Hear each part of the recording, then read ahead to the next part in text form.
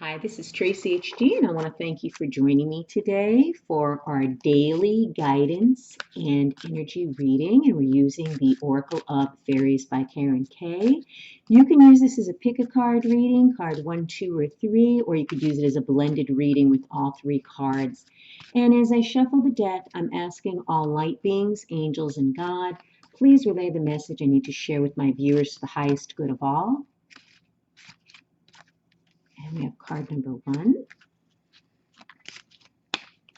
Card 2, and card 3. Okay, so card number 1 is Precious Time, and this is a repeat card. We had this a week or so ago, and the card reads, the Fairy of Time wants you to experience every moment fully to make the most of your precious time. Be mindful not to waste others' time either. And yes, we do need to make the most of our time. We need to be in the present moment. We need to be in the here and now. We need to be in the present because we're never going to have this moment again. So, whatever you're doing, you may want to reevaluate what is on your list of things to do each day, and things that are meaningless and useless, you may want to eliminate.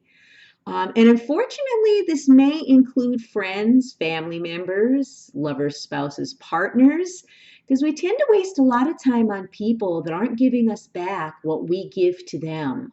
So that's another thing. You don't want to be wasting your time on meaningless relationships that are just not equal give and take. This also is true for meaningless jobs that we're stuck in from 9 to 5 just to pay the bills. And I'm not saying to quit your day job, but I'm saying to look around. Before you know it, the years go by, we're a year older, we're wishing we would have did this or did that, and we wasted our time on this or that.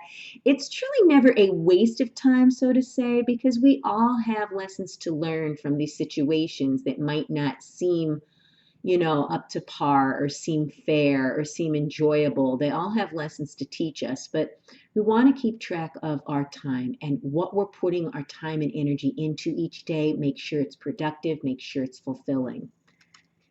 And then the next card number 2, is Tree Wisdom. And we've had this before. And every time I see this, I think of going outside and communing with this 75-foot ash tree that I have in my backyard. And this ash tree is a magical tree. It is huge, but yet the branches are so graceful.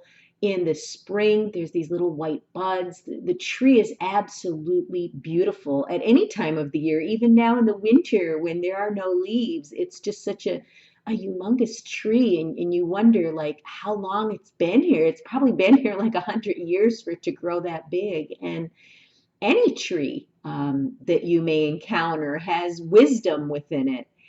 And this card reads, the tree dryad will help you navigate through your current situation. Her flute can reveal insights and answers through the sounds it makes. So Spirit is telling me for some of you to make time to go out into nature. Okay, if you're working, maybe go out for a walk on your break or your lunch. If you're a stay-at-home mom, maybe you could pop outside for a little while. Maybe go for a walk. Whatever it is, there are so many sights and sounds that we do not see if we're indoors all the time. And I know myself, I've been inside the house way too long. And when you go outside, it just gives you a whole new perspective on things, maybe clears your head and maybe brings you the answers that you need. So try to spend some time outdoors. And then the third card, the last card, again. And you saw me shuffle the deck.